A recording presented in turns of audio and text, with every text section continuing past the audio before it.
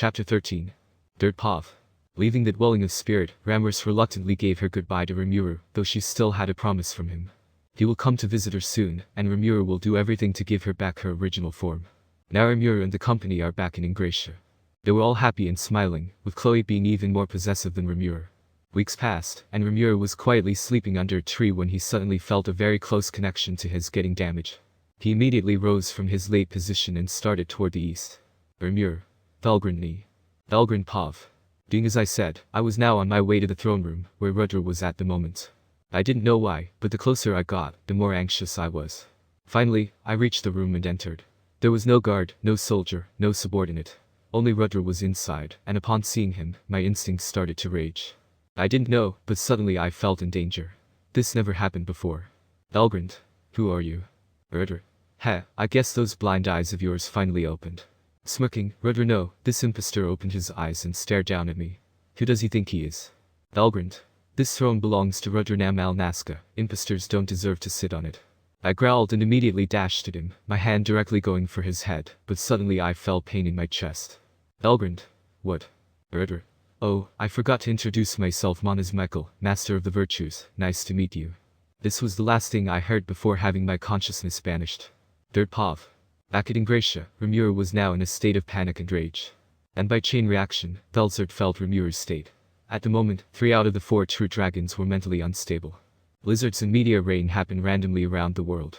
Shizu and Chloe felt the anomaly and immediately rushed to Rimuru's side, but upon arriving, instead of seeing an innocent little dragon, they were met with a man with cold eyes. Shizu. Rimuru. What happened? Rimuru.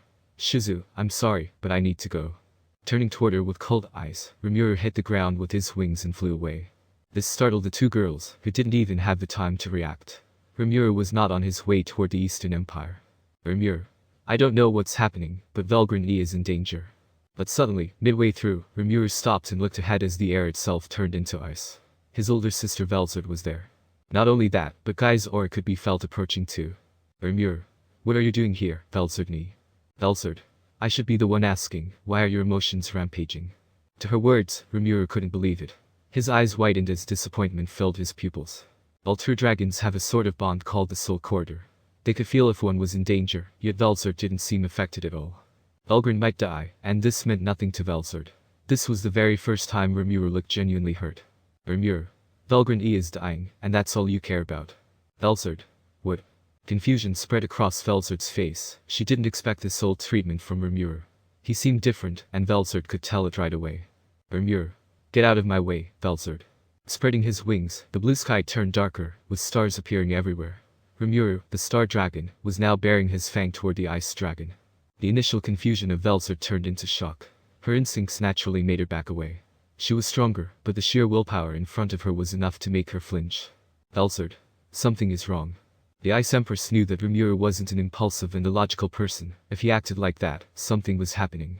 She couldn't feel Valgrind's condition because of unknown factors. Right now, only Rimuru knows about Valgrind. Velzard. What is happening? Rimuru. MMH. Confused by her sudden reaction, Rimuru let out a growl when he felt Valgrind's core getting damaged once again.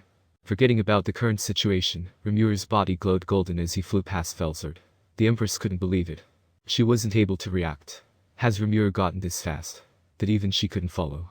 Velzard. WH. Turning around, she immediately started chasing him, but she could only see his figure slowly getting ahead on the horizon. The thought of using a suspended world came to her mind, but she quickly dropped it as she got suspicious after seeing Rimuru. And the direction she was flying. Velzard. The Eastern Empire. She instantly switched her attention to Valgrind. She could be the only reason besides Velzard herself to be this enraged. Velzard. Damn it, Valgrind. What did you do? Velzard knew it. Rimuru might have become stronger, but there was no way he could match Rudra, who is one of the strongest beings. Even a true dragon has to get serious to hold Rudra. With that in mind, Velzard accelerated. In the Eastern Empire, Rimuru could be seen flying in the sky like a comet. In the blink of an eye, the resident could only see a trail of light passing through the sky. And like thunder, the landing of Rimuru in the castle was heard throughout the entire capital. Now in the throne room, Rimuru's blood started to boil as he glared at the scene in front of him. Valgrind was lying on the ground, her body lifeless, while Rudra, or the man who possessed him, held tight to her dragon core. Michael. Well, if it isn't His Majesty the Star King Dragon, it's my pleasure to meet you.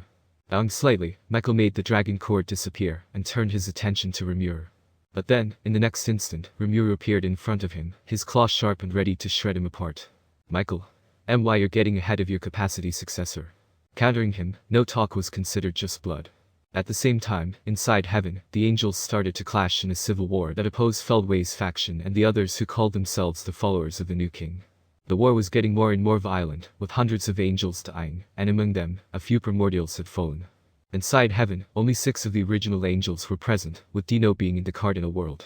Now, the only ones remaining alive were Feldway, a bear, and Zelario, and the followers of the new king were at a loss. Feldway's arrival made the battle waver as no one could take him. Right now, the ultimate showdown was happening. The bear and Zelario could only watch from afar as both sides clashed. The remaining number was low, but it still generated a chaotic battle. Zelario. This is bad, we are at a loss in both number and firepower, and when Feldway enters, it will be the end. The bear. Indeed. Tension was in the air, but they both knew that if they started panicking now, it would be the end. Zelario. A bear, go into the cardinal world and stay by our king's side. The bear. What? Zelario. We're going to lose, but if we both leave, our army will have no leader, and Feldway is going to track us down. The bear. You mean, you want to? Zelario. Yes, I'll buy you some time. Our king is still young, and he needs you more than me. The bear could only stay quiet, she bit her lips and turned away. She was primordial and a smart woman. The resolve in Zelario's eyes, the bear could only respect it, and let heaven come to him now. In a flash of light, she disappeared. Zelario smiled, not turning away. Taking a deep breath, he jumped in, destroying every rebel in his way. Until he stumbled on Feldway, who had now reverted to his true body, a lost fight. Zelario knew it, this was his end, but at the same time, the smile he let out just before closing his eyes, forever showed him how worthy his sacrifice was. The king he was protecting, the king he had never met yet still believed in the successor Veldanava had created. Zelario. I only wish I could have seen the masterpiece of our king with my own eyes. As his chest was pierced by Feldway's hand, all light left his eyes. His end was near. But as his soul was getting crushed, a small light appeared on the horizon. People often say that during your death scene, you watch your entire life fly in front of you before reaching a tunnel. Zelario was now in this tunnel, but at the end of it, it wasn't that bright light, no, it was a blue one. Someone was there. The presence approached him before words slipped from his mouth. Your end isn't there yet, get up. Like an order, Zelario felt as if his existence was fulfilled. It seemed he had still many fights and years in front of him. Back in the cardinal world, Rimuru and Michael's fight alerted the entire empire, with half of the castle destroyed. Velzard was near now, she landed right between the two as they were about to clash claw and sword once again. Velzard. Stop Rimuru and you aren't Rodra. Shifting her attention to Michael, Velzard saw him smirk. For him, Velzard's being here was both good and bad news. For one, he needs every true dragon core, while the bad news is that Velzard isn't someone Michael can defeat. That's why he tried to use his dominion to control her, Velzard being the ultimate holder of a virtue series. But to his surprise, it didn't work. Michael. What? Velzard, this power, you are the Justice King, Michael. How can you have an ego?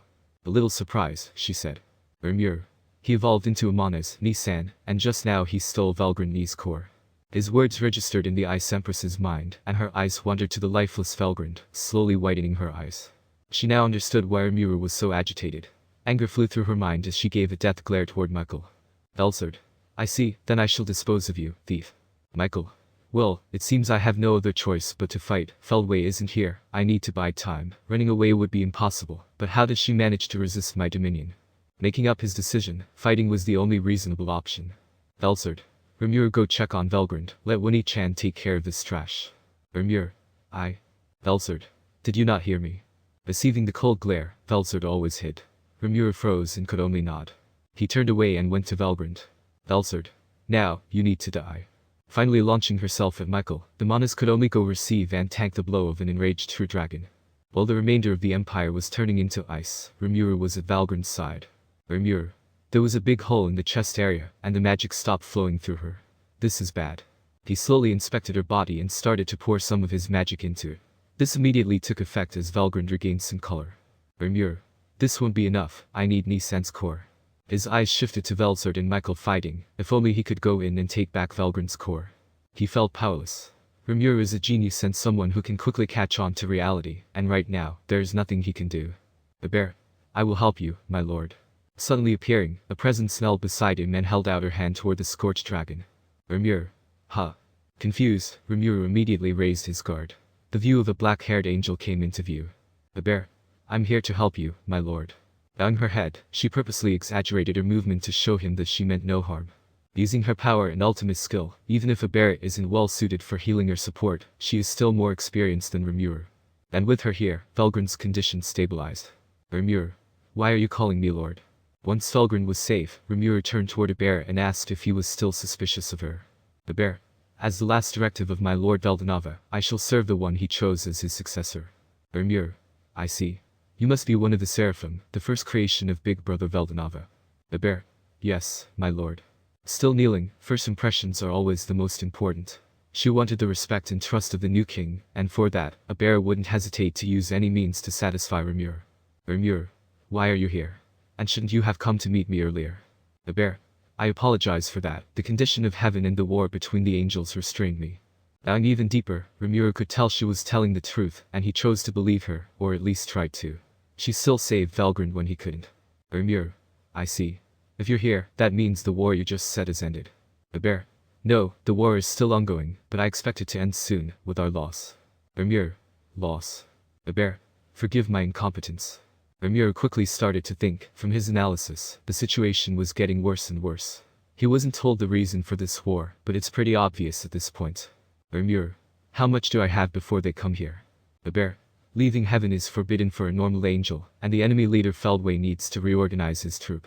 My estimation would be at least a few weeks. Rimuru, that's better than expected, but even so, I don't think a few weeks would change much. Rimuru didn't know exactly how strong the enemy was, but just seeing a bear, he could already tell the power gap was immense. But now he had other things to deal with. Velzard and Michael were still fighting, and surprisingly, the Manas were holding well. Using the power of Rudra, he could use the ultimate defense of Uriel and much more skill. Still, he didn't have the power to beat the Ice Empress, he could only defend himself. Michael. Damn her. Getting more and more nervous, Michael dodged yet another attack that froze another part of the Empire, killing thousands of people. The situation continued to escalate until nothing of the Empire was left. Rimuru. Wait, Gai-san was coming here, so where is he? The fight is already started for a while now. On the other side of the world, Guy Crimson could be seen lying on the ground, half of his body missing. On top of him was a man sitting quietly while holding a sphere of crystal. This was the same man who helped Zelario earlier. His long blue hair was traveling down his back, and he looked up at the galaxy sky Rimuru had left behind him. A smirk formed on the man's face as he got up and stared down at Guy. I told you, you shouldn't have stolen my food, Guy-san. His eyes glowing golden with hundreds of stars shining in his pupil. Was this man the Rimuru of the future? No, his origins are unknown, but one thing is sure. He is the same Rimuru who is currently fighting in the Eastern Empire. Rimuru. Well, it's time, I guess. I should go meet you, little me. A small and guilty smile formed on his face. Growing up, he had matured quite a lot. Right now, he has both the beautiful and majestic look of an emperor. Rimuru. I will change the future now. Chapter 14. Third Pav. Wielding a sword made of ice, Velzard swung down at Michael mercilessly. The Manas could be seen struggling. Each swing and impact were stronger than the one before. Velzard's eyes were glowing golden. She showed a rare side where she lost composure. Her only thought was exterminating the enemy, and this resolve led to this situation where the mediator was out for unknown reasons. The damage from Velzard's attack vaporized the Eastern Empire and was now reaching the rest of the world. Rimuru could only watch, with the bear at his side. He carefully took care of Velgrand, but inside, Rimuru was burning. He had never had such a thirst for battle until now. The bear. My lord. Rimuru. Ugh, why am I so useless now of all time? The bear just looked down. She knew that her lord was right. Having the potential to be the strongest doesn't mean you are. If this potential isn't given the time to bloom, then everything is useless. That's why Feldway and Michael are moving faster, because they acknowledge Rimuru as a threat. And if given more time, he would endanger Veldanava's return. But by acting so early, Rimuru was put on standby for not being mature enough, the perfect moment to attack and get rid of the nuisance. At least that's what Feldway thought. He couldn't predict illogical variables. Inside heaven, Feldway couldn't believe what was happening. The man he had just killed, Zelario, was back to life. His soul was crushed, yet he stood there stronger than before. Feldway. How? Zelario. I see. Well, unfortunately for you, Feldway, our lord is already ascended. Staring at the sky, a small smirk formed on his face while Feldway frowned. He was confused but immediately took action. If the first time didn't manage to kill him, then the second will. Feldway. Die. Reaching for Zelario's chest, his hand was about to pierce him once again, but to his surprise, it didn't work. His hand stuck on Zelario's armor. The shocking sight made Feldway boil in rage. This body of his was made by Veldanava himself. And right now, a mere angel has managed to overcome its durability. Feldway. You. Zakaria. And it seems this new body given to me by His Majesty is even more durable than Lord Veldenova's. The truth is that during his comeback and short interaction with future Rimuru, the youngest true dragon granted him a new physical body to replace the one that was destroyed by Feldway. And it seems Rimuru created a body even stronger than Feldway's. Feldway, you bastard. Raging blows were sent to Zelario, and another clash started. But this fight turned short as the heavenly blue sky that was tainted with red during this war broke down like a piece of glass. Space was distorted as an entity forced its way in. Standing high in the sky, a being clothed in a divine white outfit, future Rimuru was there, glaring down at this heaven. Rimuru. Well, it seems you are enjoying your new ability, Zelario. Zelario, your majesty. Kneeling immediately, Rimuru slowly scanned the surroundings before looking at Feldway. Rimuru. You look as ugly as ever. The first angel couldn't believe his eyes, the man that was standing in front of him. The power he excluded. Feldway. This can't be Lord Veldenava. It wasn't much in the appearance, but instead in the presence Rimuru was very similar to Veldenava. If it were measured, their resemblance would be 99.9%. Rimuru. You can call me whatever you want, anyway, I have other things to take care of. Raising his arm, Feldway didn't even have the time to react when Rimuru's appearance changed. His hair was growing longer, turning into a perfect void of black. A nebula of mechanical gear and clock formed into what seemed like an infinite void. Feldway. What? Feldway's eyes grew wider as he just realized his existence was getting deleted, time itself was abandoning him. Zelario too was shocked, the fabric of space-time crumbled just like that. Zelario. For more information, my lord's power didn't revolve around time. Rimuru. Oh my bad, I didn't introduce myself properly. Landing right beside the corpse of Feldway, Rimuru smirked. Rimuru. All of you know me as the Star Dragon, but this is not the case. Let's just say a few things changed. I am the ancestral time dragon Rimuru von Krona. Starting his full-time job, even more questions were raised, but Zelario had to wait before asking them as Rimuru immediately started leaving after kicking Feldway's body aside. Rimuru. What? Are you not coming? Hearing the voice of his master, Zelario broke off from his thoughts and went to follow the time dragon. Zelario. May I ask where we are going? Gathering all his might, he asked, to which Rimuru's smirk whitened before freezing Zelario's nerves with his next words. Rimuru. We are going to the spooky palace. Zelario. The spooky palace, wait, you mean? Rimuru. Yes, don't you think Ivorage deserves to take a small walk outside? Zelario couldn't believe what his ears heard, but one thing was sure. Rimuru wanted to free Ivorage. But the angel couldn't say anything as his body moved and followed the dragon's order, even if it was against his will. Shortly after the two departed, Feldway's lifeless body flinched before regrowing his head. Feldway. Damn it, what was that? Confused and stunned about the situation, it seemed Rimuru had spared him. This infuriated Feldway, and he immediately started to plan revenge, but right now the main matter is to join Michael and get Veldenava back. Feldway. You will pay Rimuru. Back in the material realm, Michael was getting damaged, as he had no arm left. Velzer didn't seem to calm down. But eventually, things turned around as space distorted and Feldway descended from heaven. His pissed-off expression sent dread over the entire battlefield. As his eyes wandered around, he first noticed Velzard and Michael, who had stopped fighting and were now staring at him. Feldway then noticed the youngest true dragon. It wasn't the same person he had met a few minutes ago. No, right below him was a weak true dragon who impersonated Veldenava's title. Feldway. You damn brat. Roaring in anger, an absurd amount of magic left his body, destroying the already broken surroundings. Even if Feldway only had a small portion of his original strength due to future Rimuru, he was still strong enough to take on everyone present. Feldway. I'll deal with you after her. Gritting his teeth, he turned toward the Ice Empress and urged his way there to help Michael. Activating the suspended world, he instantly reached Velzard, startling her. Velzard Pov. When he first arrived, I was startled. This appearance was the same as Veldenava, with just the clothes and some different physical traits. The shock was so big that I stopped my rampage, wondering who this was. Feldway, the first creation of my late brother. Velzard. Did Big Brother make a replica of his human form? However, I didn't get much time to think as my instinct kicked in, forcing me to back away as the suspended world was cast. Instantly after, I barely managed to dodge Feldway's hand. He was aiming for my throat. Velzard. You. Feldway. TCH, if it wasn't for that damn bastard, I would have ended you right there. Is he implying that he is weak? His movements are fast, but I can still follow them. But can I defeat him? Michael is also still there. A 2-on-1 would be dangerous now, and Rimuru can't even help me because of the suspended world. I should break the timer and allow him to run. Feldway. I wouldn't miss the nexus. My eyes widened as a flash of light blitzed right in front of me, sending a sharp and heavy blow to Feldway's body. Velzard. Rimuru. But how? How could he move in a suspended world? What was that speed? My eyes nearly popped out of their sockets. I looked down where my little brother was initially standing. Valgrand and Iber's bodies were frozen in time. Elsard, how can you move? Rimuru, Nisan, are you okay? Rushing to me with a worried expression, Rimuru hugged me while checking if I had any injuries. How pathetic of me.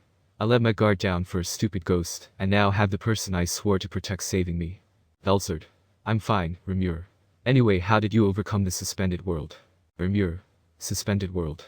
What's that? He doesn't know. How right. I still haven't taught him that. Elsard, I'll tell you later. Explaining it now would be too long and dangerous. Now that I think Rimuru's hair and body are glowing gold, like a star, did he activate his unique skill? Then that would explain a few things. The longer the skill is active, the stronger Rimuru gets. The potential is as large as the number of stars that are in the sky. And early on, Rimuru generated stars on his path. Does that mean he can create power to increase the same power? No, something like that shouldn't exist. It would create an infinite source of potential. Anyway, for now, I have another thing to do. I'll see about Rimuru's power later. Elsard, Rimuru, Feldway isn't out yet, and Michael is still standing. Your power isn't enough, so support me. Rimuru, hi. Suddenly I felt uncomfortable, as if destruction and malice itself were released. I shook my head, dismissing those thoughts. Elsard, still this feeling. Third path. Inside another dimension. Everything was getting destroyed, not only the dimension in itself, but the neighboring worlds too, as an evil dragon cladded in purple flame brought destruction. Iverge, the world destroyer, the threat that Valdanava himself had to seal, was just released from his prison, and now rampaged mindlessly. Rimuru. He is more excited than I thought. Watching the evil dragon from above, the time dragon just smirked, not particularly enjoying the views. His motives were still unknown, but Zelario could see some malice in his eyes. Zelario. Did I make the right choice? Serving him. Even the loyal Zelario started doubting his decision because, right now, Rimuru looked more like a threat and villain than the hero who would unite the world. Rimuru. Well, Iverge should reach the cardinal world soon. What will you do, Zelario? Follow me, or try to stop me here. Zelario. What is your goal, my lord? Raising his guard, there was no way for Zelario to win. This Rimuru was at least near Valdanava's power. And his control over time. Rimuru. My goal. Haha. Who said I had any goals? Chuckling, Rimuru turned towards Zelario with the typical expression a villain would make during a plot twist. Rimuru. The future ahead of us is too bland for my taste. I'm going for the chaos route. As fear installed in Zelario, his mind automatically saw Rimuru as a threat, but the moment such thoughts appeared, his vision blacked. Rimuru. Don't misunderstand Zelario, on the infinite possibility, only 3 were where you decided to follow me, and this wasn't one of them. I just needed you as some food for Iverge. Saying that, Rimuru, without any mercy, kicked the unconscious angel down. His body slowly fell into Iverge's mouth. The food he has been eating until now was just random and tasteless magic coming directly from the worlds he destroyed. But Zelario was a superior entity with very high quality magic, a meal that would give Iverge more strength and more thirst. Rimuru. Well, the fun is just starting. I knew this timeline would be funny after all. In a higher plane of existence, there was the Library of Everything, where 3 individuals were sharing some tea.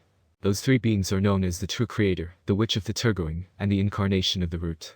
Fitharine. I was wondering, but why did this book's plot suddenly change? Shaky. Yeah, there was no mention of this Rimuru von Kronoy, and suddenly, the writing changed. Both girls turned toward the True Creator. He slowly put down the cup he held and smiled.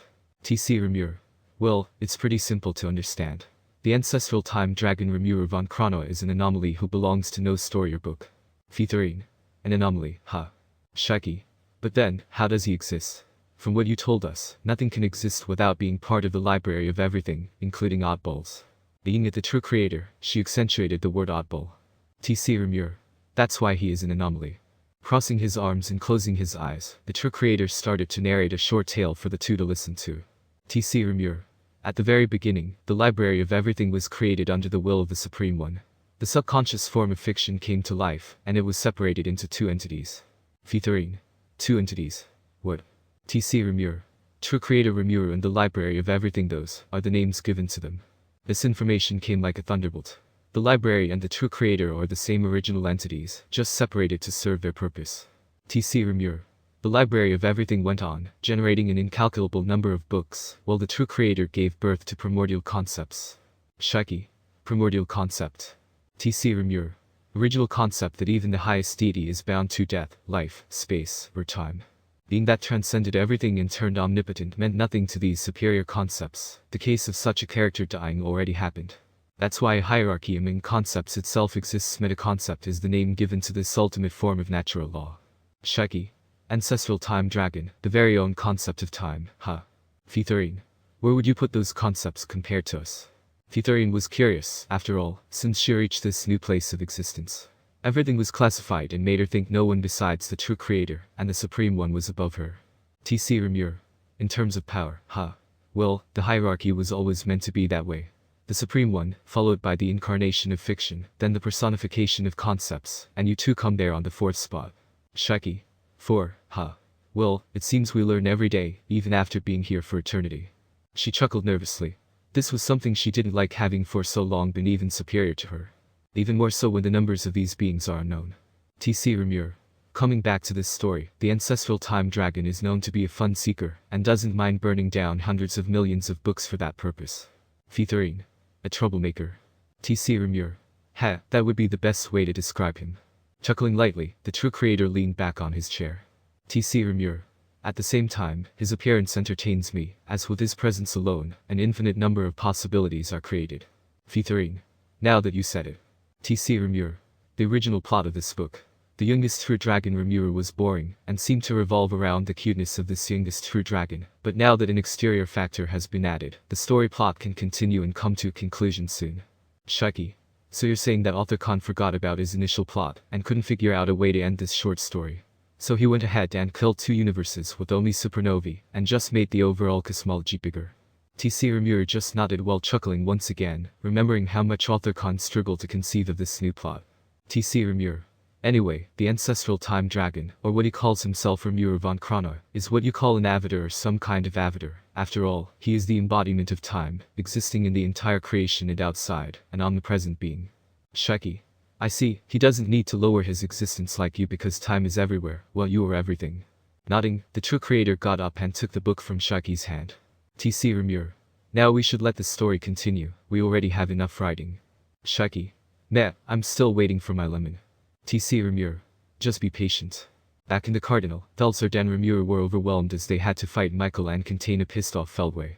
But all this changed was the destructive threat that Iverage was going toward the Cardinal world, destroying worlds and dimensions. The final battle is coming. Chapter 15. Dirt Pov. Roaring and destroying, Iverage finally made it to the Cardinal world. His sudden arrival caused chaos, as it wasn't an event that shouldn't have normally happened. It was only the action of an external factor that led to the timeline change. The original route was modified and now follows something that even Veldanava in Omniscient days couldn't predict. This curse is set on Velzard, who bursts an insane amount of magic into her barrier to resist the shockwave released by the Iverage roar. This was a foe she couldn't face right now. If she hadn't exhausted herself with Michael and Feldway, she would have at least put up a small fight, but now their chance of winning gradually went lower and lower. Velzard. Damn it. What is this destroyer doing here? And how did he break the seal? She now realizes that the destructive and ominous aura she felt earlier was from him, the world-destroying dragon and evil god. Velzard glanced at Rimuru, who was holding on to his breath. The light that surrounded him was clicking, showing signs of disappearing. He was reaching his limit, that power of his allowed unlimited potential and a constant boost of power, but this didn't come without consequence or price. Mental and physical struggles are set on the youngest true dragon, to the point where even an adult true dragon like Valgrind would fall under pressure. Velzard. I can't even buy time for Rimuru to run. The world is at risk, his being here away won't change anything. At the same time, she tried to form a plan to take out Iverage, but nothing happened. There was simply no way. She couldn't sense Guy's aura anymore, meaning he either died or got sealed. Rudra is out, and the same is true for Valgrind. The demon lords are most likely taking care of their territory and calming their people after their sudden arrival. Aside from Milim, these demon lords would just be a burden here, or at best a diversion for Velzard. And lastly, Feldway. Velzard. Is he the one who unsealed Iverage? Why would he do that? Feldway was always an oddball. It was the same for Noir on the demon's side, and for that, Velzard couldn't understand him or his actions. And the natural selection made it so that only he filled the role and requirement to unseal Ivory. But to her surprise, the first angel glared at the evil dragon with shock and surprise, as well as hatred and malice. Feldway. Why are you here? Wait, don't tell me. He did it. Connecting the dots, Feldway realized the mastermind, the future Rimuru he had met, whose goal was to free Iverage. Feldway. Grrr. Gritting his teeth, Feldway barely had any time to control his emotion when a giant tail covered in purple flame slammed at him. Iverage started his rampage, mindlessly walking across the world while blasting breaths of destruction. Feldway. Shit. I'll take care of you first. Sealing his decision, nothing will happen as long as Ivorage is here, and the plan to revive Veldanava too. The main priority is Ivory. Feldway. I can't use Chrono's saltation, even Lord Veldanava couldn't kill this thing. Sending him off to the end of space or time would most likely just buy some time, and in the worst case, this thing will come back even stronger. He thought while tanking yet another physical slam of Ivory, that the destruction caused to the surrounding area already exceeded even what a fight between demon lords would cause. But this time, to his surprise, a wall of ice formed, reducing the impact of strength. Feldway. Ice. He looked down and saw Velzard, an arm up toward him. She was channeling magic and forming 1,000 pillars of ice, restraining Ivorage's movement. Combined with her ultimate skill, even Ivorage would have to put in some effort to break them, the ultimate defense of Velzard. Velzard. Listen, you shitty angel. We aren't allies or anything like that, but the threat that Ivorage poses cannot be overlooked, so once a ceasefire is issued, this is taken out. Feldway. TCH, to think I would go this slow. Swallowing and casting his pride aside, a temporary alliance between the strongest angel and the strongest current true dragon was made. Michael. Damn it, I guess I have to join in too. Even Michael decided to act accordingly. After all, to fight a greater foe, your enemies can be your greatest allies. Unfortunately, Rimuru couldn't make it, as he barely had any magic left. Rimuru. If only I had Milumni's magical breeder. Wait, Milumni. Suddenly realizing that Milum wasn't there despite the high amount of destruction, Rimuru immediately focused on his perception and spotted Milum in her territory. Rimuru. Velzardni is focused on her fight. If I manage to get Milum here, it would be a great help, and maybe just maybe I could find a way toward the magical breeder and make one of my own. With that in mind, Rimuru once again activated his star mode and went toward the destroyer's territory. As the world accelerated, without the knowledge of anyone, the god creator was also moving. Veldanava, the Star King Dragon, was currently in the void, gritting his teeth in anger. He had pretty much planned everything from his death to Rimuru's creation and finally world peace. He had predicted everything, but now all this is in shambles just because of one individual. Veldanava. What do you want now? Turning his head to his right, the void shook for an instant as the culprit of all this mess appeared. Rimuru. Yo, like what you're seeing. After Ivorage was released, Veldanava tried to resurrect himself to change the course of time again, but once again, his plans were folded by the ancestral time dragon. As Rimuru locked and sealed Veldanava here in this space, he thought Veldanava could still watch the cardinal world burn. Veldanava. You bastard, what do you want? Rimuru. MMH, what do I want, huh? Well, I guess just some fun. Veldanava. Some fun? And you're destroying everything for that. At this, Rimuru started to laugh, holding his face. This continued for a few minutes, confusing the Star King Dragon. Rimuru. Ha ha ha ha. Veldanava. I don't see what's funny. Rimuru. Right, you don't understand. I am the very concept of time. Destruction is a natural part of me. Time is a natural law, and everything with time will crumble, whether it be life or matter. In the end, all will return to a state of void. Rimuru von Chrono is just accelerating the crumble. Rimuru. Now be a good lizard and wait, have a good time watching the cardinal world burn. Smirking, Rimuru slowly left Veldanava inside this temporal jail, while the Star King Dragon could only roar in anger, unleashing all his power, and trying to break this prison. Unfortunately for him, even the peak of his power wouldn't be able to harm something created by the ancestral time dragon. Back in the cardinal world, the fight between Velzard, Feldway, and Michael against Ivorage was still ongoing. By now, half of the world had stumbled in merely 2 minutes of fighting. As for our youngest true dragon, he was now reaching Milum's domain and crashed right into the command room where Milum should be. But upon landing, Rimuru's blood froze as he found an unconscious Milum, her body in the air, as if someone was holding her tight by the throat. Rimuru. Milumni. Oh, you finally here, the youngest true dragon. Turning toward him, a pair of golden eyes shone across the cold and dark room. The individual's face was slightly covered with Milum's blood, and the light smirk expressed on his face made Rimuru's emotions go wild. Rimuru. Who are you? Quite dumb, aren't you? Sighing, the unknown individual had the same look as Rimuru, just his appearance was much older, maybe around 26. As you guessed, Rimuru von Chrono just after leaving Veldanava, he took care of Milum and planned his meeting with Rimuru here. Rimuru. Why you? Rimuru. Well, if you won't move, I'll end this little lolly right now. Raising his left hand, he was about to assert a killing blow to Milum. Rimuru instinctively reacted as his body started to glow gold. Charging forward, Rimuru's smirk widened. Rimuru. Congratulations, youngest true dragon, you just evolved your unique skill. It isn't a big deal yet, but already splendid to see. Rimuru didn't bother to listen as his mind was flowing with bloodlust, but right now his unique skill has evolved. The aura enveloping his body was slowly turning deep dark blue, with thousands of stars in it, an ocean of stars. This new power is called Abyssal Star Mode. The effect on the user is an absurd boost to all his capacity, as well as a way to directly interact with information particles. rimuru. All this power despite still being a unique skill, haha. That's why this book is boring. If I had let everything go normally, you would have just evolved further and made that overpowered skill into the ultimate one. And everything would be done. So boring. It's true, normally Rimuru would have continued to live happily with Shizu, and one day managed to evolve his skill not by sacrificing his solar-destroying countries. No, just with the help of his sisters, Ramers, and more, he would have naturally become strong enough to build up that peaceful world. This was something that infuriated Rimuru von Kronar. After all, he could already see the end or parallel end of this plot. And all ended up boring. That's why the ancestral time dragon decided to enter and change the plot. Rimuru. Shut up. I'll rip you apart. Baring his fang, in an instant Rimuru dashed through the room, ready to do as he said, but then the world turned grey. As a golden clock appeared in Rimuru's right eye, as his title suggests, Rimuru von Kronar is time itself, and right now he showed the lowest level of time manipulation. Everything froze in a radius of an unlimited radius. Right now, a simple suspended world was activated, but this was enough to stop Rimuru's charge. Or at least that's what Rimuru thought. Rimuru. Like glass shattering, Rimuru broke through the time stop and continued his charge. Rimuru's eyes whitened as an event that he didn't foresee happened. Not defending himself, he was soon sent into another room on the other side of the mountain, leaving a giant hole and a screen of dust behind. After sending the menace away, Rimuru quickly caught Milim, reactivated his abyssal star mode, and flew away to a safe area. While doing so, the suspended world faded away. Rimuru von Kronar. Well, this was unexpected. I never thought that all people would use the word unexpected. Still, this is weird, he managed to break my suspended world. That wouldn't be surprising if he evolved his skill, but right now he shouldn't have been able to. Also, this attack bypassed my prediction. I am the very meta concept of time, nothing like that should have happened yet it did. How?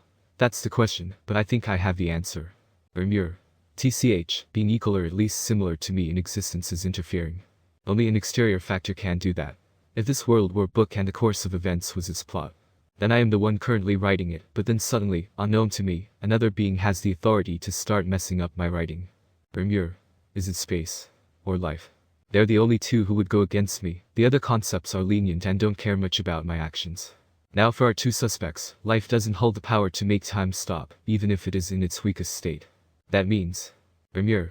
Space. You annoying bitch. His eyes glowed in rage, and a second clock appeared. Both eyes shone before an explosion cleared the mountain, destroying the entirety of Milim's territory. The dust generated by the explosion hid an omnipresent shadow as a gigantic body slowly grew from the center.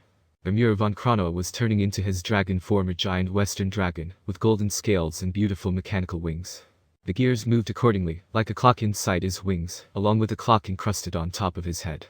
With his sheer size, this new dragon was a dozen times bigger than average. His claw alone could crush an entire continent. In a rage, two glowing red pupils appeared in his eyes. The dragon soon set sail, as a single flapping of his wings annihilated most of the cardinal world's surface. Rimuru. Come out, space. I'll show you the consequences of wasting my time. Time exists everywhere, but without space, it doesn't. Space exists but doesn't work properly without time. This paradox made Rimuru von Kronar and the meta-concept of space hate each other to the highest degree. And this hatred will befall the cardinal world. Our fight was getting worse and worse. Felway is strong, I have to admit, but this variety keeps getting stronger. To the point where it's getting impossible to hold him anymore. My power is running out, and this monster is still growing. TCH, is there no hope? I muttered under my breath, not knowing the disaster was coming. The sudden discomfort, it wasn't the evil feeling I felt from Iverge, but rather that I felt something more mystic and dangerous. What now? That was my thought, and instantly this question was answered as a titanic explosion broke off kilometers away. All the attention went there, and surely my whole existence froze. The sheer pressure made my hand drop as I immediately understood. We're screwed. A new dragon, much larger than anything I had seen, just appeared, and its power was beyond comprehension. A single swing of his wings sent me and pretty much everything away. At this point, who cares about the cardinal world?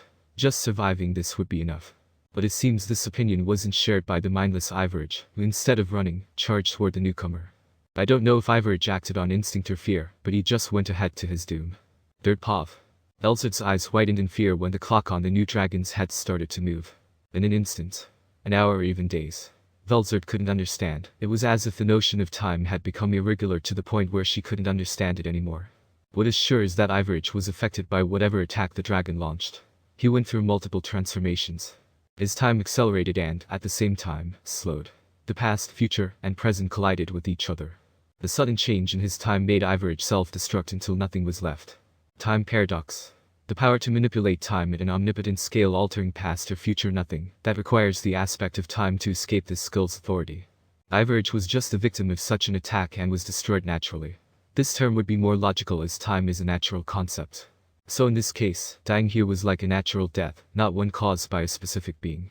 Elsard. What the? Felway. Just like that. Even these superior beings could only stare. All hope was crushed inside them. This was truly a catastrophe. Michael was in a similar state, not understanding how such a beast existed. Michael. Lord Valdenava, how can this be? He was the most miserable of all of them, but this misery will soon end as he is cast as the Time Dragon's next target. Turning to him, Rimuru von Chrono once again activated the clock on his forehead and set yet another victim. While this was going on, the youngest true dragon hid himself in an unknown location, deep underground. He was taken in by the blast generated by the dragon's wing swipe, but this just sent him deep underground. He then used his power to create a small room where he could treat Melamore, at least, that is what he wished. The pink dragonoid was in a critical state. In fact, she should already be dead, but the time dragon kept her alive by stopping the time of her death. But now all this was gone, and Milam was succumbing to her injuries. Rimuru. Damn it, I can't do anything. Even spirit healing doesn't work. In this room, there was no air, no water, or any kind of tool that would have helped. There was no hope. And Rimuru slowly realized it until the ray of hope broke through space and reached Rimuru. Not just the hope to save Milam, but the hope to return everything to its original course. I will help, youngest true dragon. A woman with pure silver hair and wearing a white blindfold appeared. Her slender figure was divine, despite not exposing her face entirely. Anyone would fall and hope to even be near her. I am the celestial white phoenix of hope. It is a pleasure to meet you, young one. Introducing herself, she was a concept like Rimuru von Chrono. She was the concept of hope and wife of space. Like the others, they decide to take on a new identity or name, along with the title to introduce themselves. Urimer, the hope that this world waited. Chapter 16 End. The last part of this story went a little off, but I liked the ending, and honestly, I just wanted to finish this short. Third part. Standing in front of the youngest true dragon, Urimer, the concept of hope slowly reaches out her hand to Milam. In an instant, her wound healed as a comfortable, pure light enveloped her body. Rimuru could only stare with amazement. This light was comforting and warm, calming every single cell and particle inside him. Once Urimer was done, she got up and looked at Rimuru with a warm smile. Urimer. Young one, get up, your fight is just started. Rimuru felt the need to obey, so he did as she said, turned into his human form and got up. He was still shorter than a normal human adult, as his eyes barely reached the wrist of the goddess of hope. Rimuru. But what am I supposed to do? I can't even save Melamne and this guy. Remembering the few intense seconds earlier when he faced the Time Dragon, Rimuru wasn't in the right state of mind, but now he was. He knew he stood no chance against him. Urimer. You sure have no chance of winning, at least naturally, but you aren't alone. Patting his head, her hand glowed for a brief instant. Just now Rimuru felt it, the hope of everyone. The despair that circled the world is just the exterior of the world. Inside there is always a small shine of hope, even if it's at the limit of inexistence. In the end, this light just disappeared, not out yet.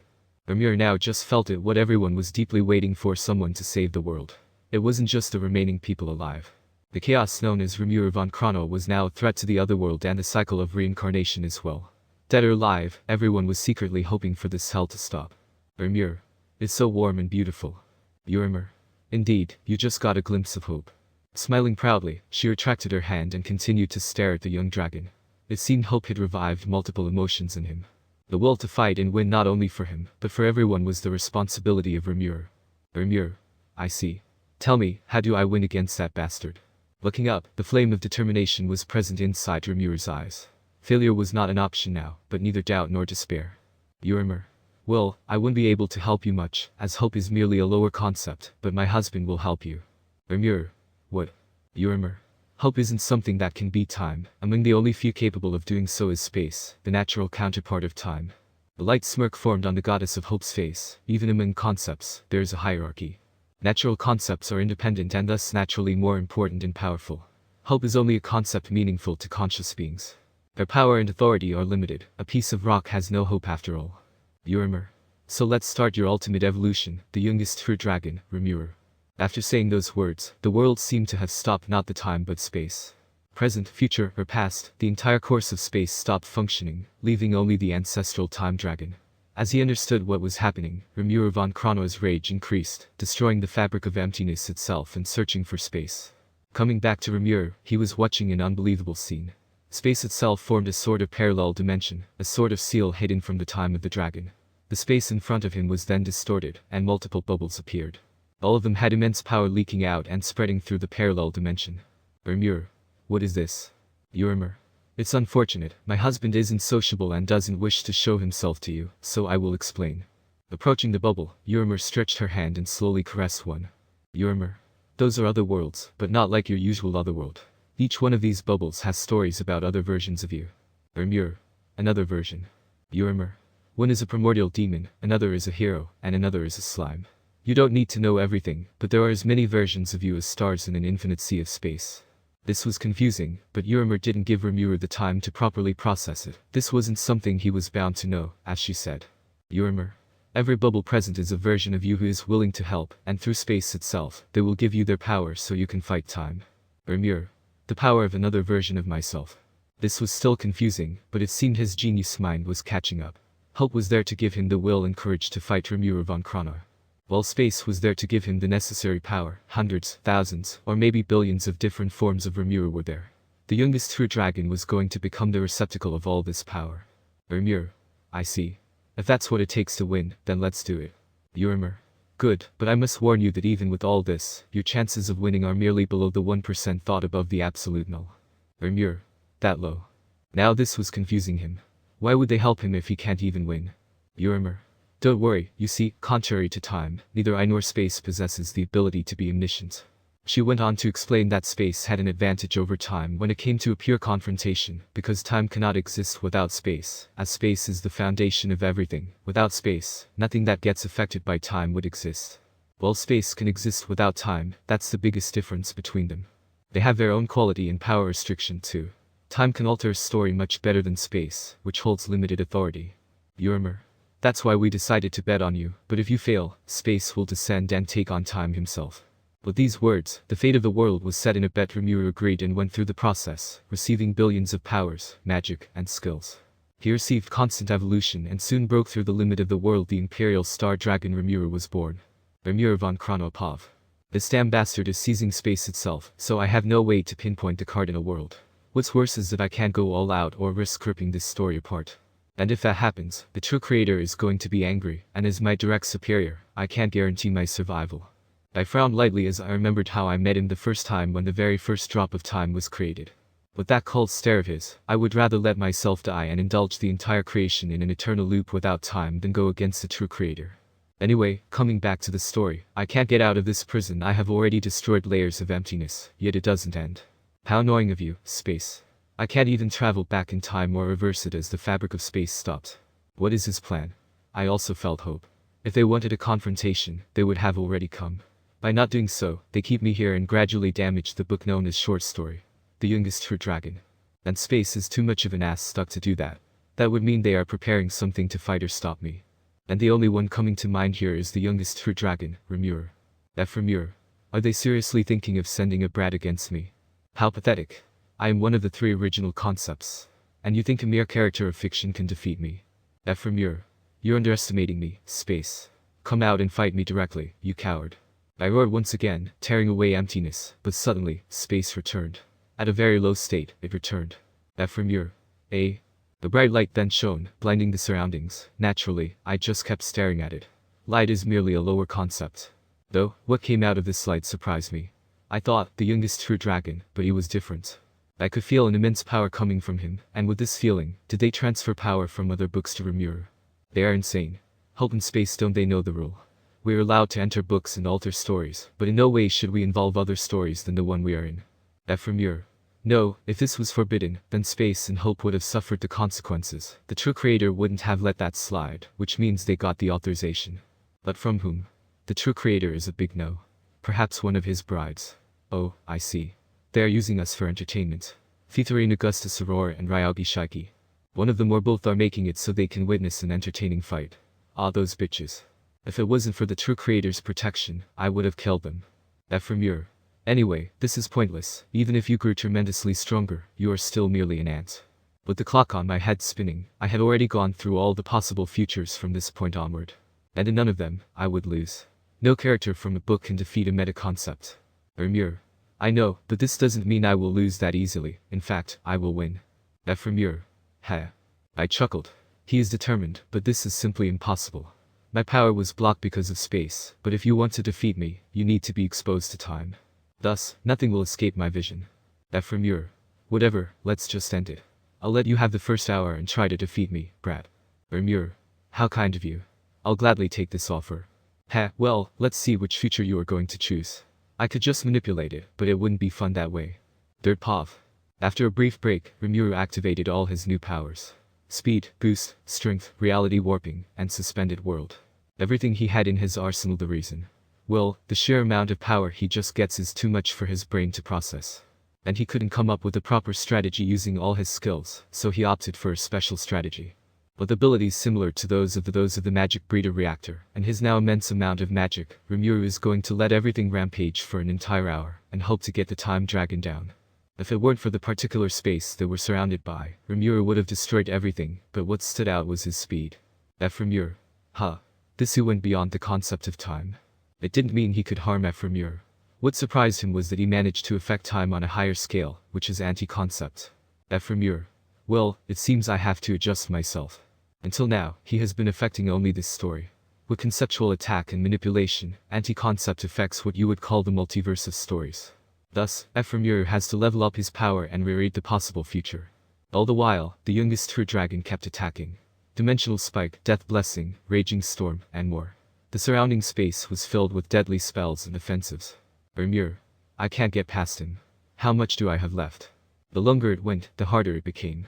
The flow of time was set by Rimuru von Chronoa himself, so 1 hour could be 100 million years or just a few seconds. Rimuru couldn't know how long he was truly allowed before receiving his enemy's counterattack. Rimuru.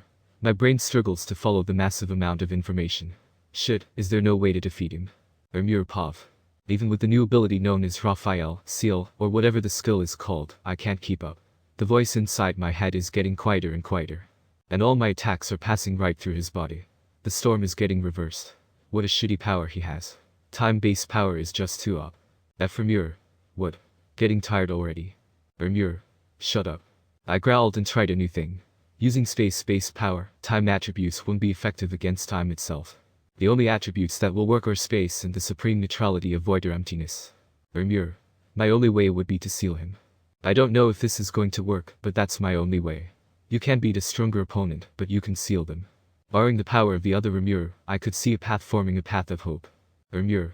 Let's do this, I can see the path to victory. A slight smirk formed on my face as I dashed forward, taking the initiative to send thousands of storm arrows boosted with stardust.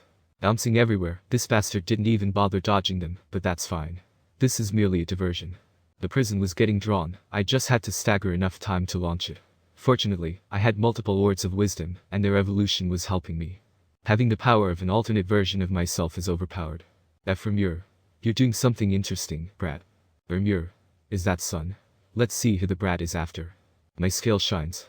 I generated an entire sea of stars running down this infinite space. As long as I'm in this range, I will be fine and untouchable, or that's what I thought.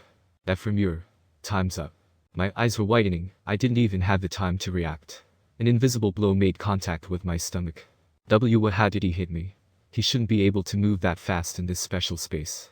No, he didn't move. Did he convert a blow he sent in the future to me? Or was it the past? Something he made it travel through time and hit me with. That's insane. Rimuru. Damn it. Rimuru. I'm not even joking yet, you're already half dead.